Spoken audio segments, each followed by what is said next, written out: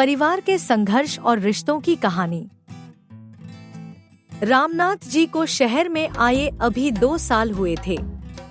उनका बेटा सचिन शहर में नौकरी करता था, इसलिए वह अपने पिता को भी शहर ले आया था।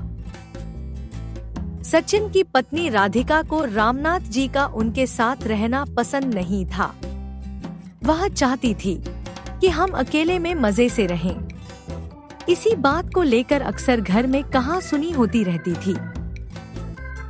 एक दिन राधिका घर का काम निपटा रही थी, तभी रामनाथ जी के हाथ से एक शीशे का गिलास गिरकर टूट गया।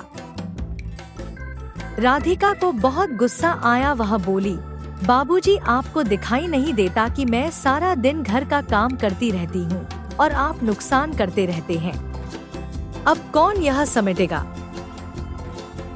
राधिका की बात सुनकर रामनाथ जी बोले, बेटी, मैं साफ कर देता हूँ। यह कहकर रामनाथ जी कांच के टुकड़े समेटने लगे। तभी एक कांच उनके पैर में चुभ गया।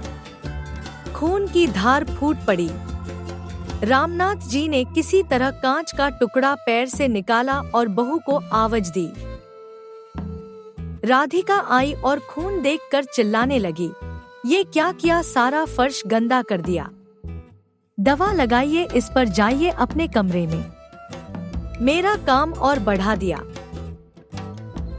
रामनाथ जी लंगड़ाते हुए अपने कमरे में पहुंच गए। सामने टेबल पर उनकी पत्नी की फोटो रखी हुई थी।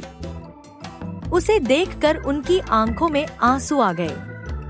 जब वह जिंदा थी तो रामनाथ जी को कभी एक गिलास पानी नहीं लेने देती थी। उनका बहुत ख्याल रखती थी। शाम को जब सचिन घर आया तो राधिका ने उसे सारी बात बता दी।